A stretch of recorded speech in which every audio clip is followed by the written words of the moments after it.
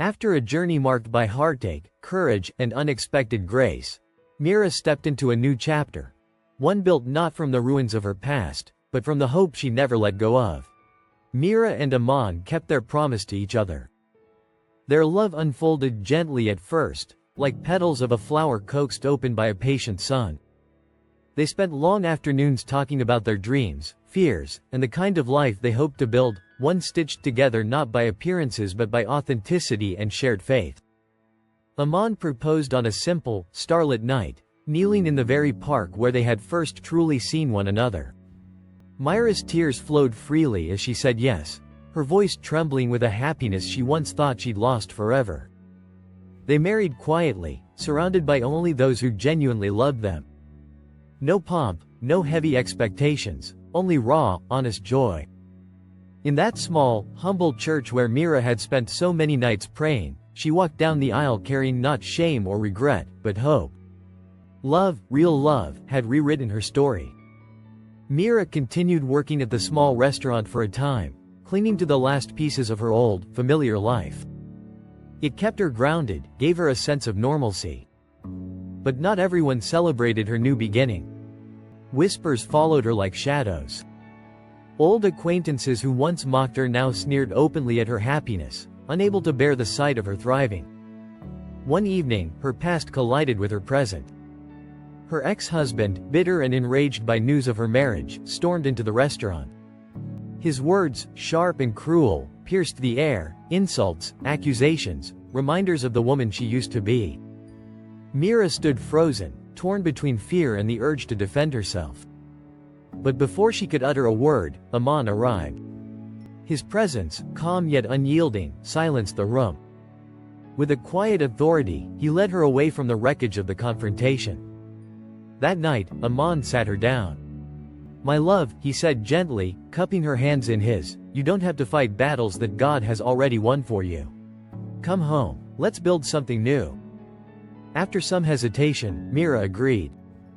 She resigned from the restaurant and found a new purpose helping at one of the local orphanages, a cause close to Amon's heart.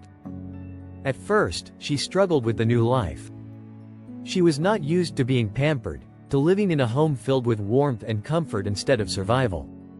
She often felt out of place, unsure if she deserved such peace. But Amon's mother, a woman whose kindness knew no bounds, wrapped Mira in a love so pure it left no room for doubt. They spent afternoons together, shopping at busy markets, laughing over silly stories, and cooking meals that filled the house with the rich aroma of home. Amon's mother even taught Mira how to prepare her special family dish, a treasured recipe passed down through generations. Every time there was a family gathering, it became Mira's honor to help prepare it. One sunny afternoon, as they strolled through the crowded market picking fresh herbs and spices, Mira suddenly felt dizzy. The world tilted. She tried to steady herself but darkness crept in. She collapsed into Amon's mother's arms, sending the shopping bags scattering across the floor. Panic erupted around them. Amon's mother cried out for help as bystanders rushed over. Mira's face was pale, her breathing shallow. Amon was called urgently at work. Racing through traffic, heart pounding in his chest, he prayed desperately for her safety. When he arrived at the hospital and saw Mira lying on the bed, he thought his heart might break. He grabbed her hand, willing her to wake up, to be all right. Soon after, a doctor entered the room, holding a chart and a knowing smile. A single, trembling visit to the doctor confirmed the miraculous truth: Mira was pregnant. The doctor's smile was wide, but he looked slightly amused, too. "Actually," he said, clearing his throat, "you're carrying 4. Mira's world tilted. 4, she echoed, her hand flying to her mouth. Amon's face broke into an odd, disbelieving grin. Tears glistened in his eyes as he gathered her into his arms. 4 blessings, he whispered. 4 miracles. News spread fast, faster than they intended. In a small town like theirs, whispers traveled like wildfire. At first, many who had mocked Mira sneered again, claiming it must be a mistake. But when Mira's belly began to round unmistakably, and her glow became impossible to ignore, their sneers turned into stunned silence. And when the day came, a long, tearful, triumphant day, Mira delivered 4 healthy, perfect babies, 2 girls and 2 boys. Aman wept openly as he held them for the first time, his heart so full he thought it might burst. Word of the quadruplets spread beyond the town. Even Mira's bitterest critics, the neighbors who once whispered, the women who once smirked, even Raj, her ex-husband who had discarded her so coldly, came to visit, apologize. They stood in her doorway, sheepish, some with trembling hands bearing small gifts, others simply mumbling their apologies. They looked at the tiny bundles of life nestled against Mira's chest and Aman's protective arms, and one by one, they uttered words Mira never thought she would hear. There truly is a God. Even Raj, looking years older and hollow with regret, could barely meet Mira's eyes. His voice cracked as he said, "I was wrong.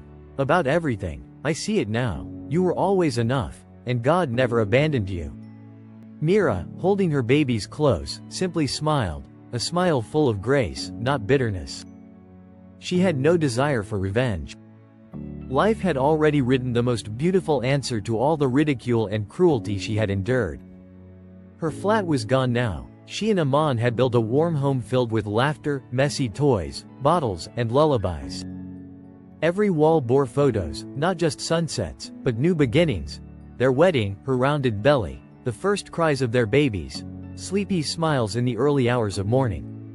Mira no longer needed validation. She was living proof of resilience, love, and divine timing. And every time she gazed at her children, the embodiment of impossible hope, she whispered a quiet prayer of gratitude. "Thank you for not letting me give up." Because miracles don't always come when you want them to. Sometimes, they come exactly when they're meant to, and more beautifully than you ever dared to imagine. And they lived happily ever after, knowing that, there truly is a God. There will be times when the world will misjudge you, calling you names, barren, broken, unworthy. There will be moments when even your own heart may wonder if the whispers were right. But hold on to your faith, for the one who begins a good work in you is faithful to complete it. Life does not end in the valley of despair. There is resurrection after ruin, hope after heartbreak, and joy after mourning. You are never forgotten. You are never abandoned, and you are never too late for the miracle God has written into your story.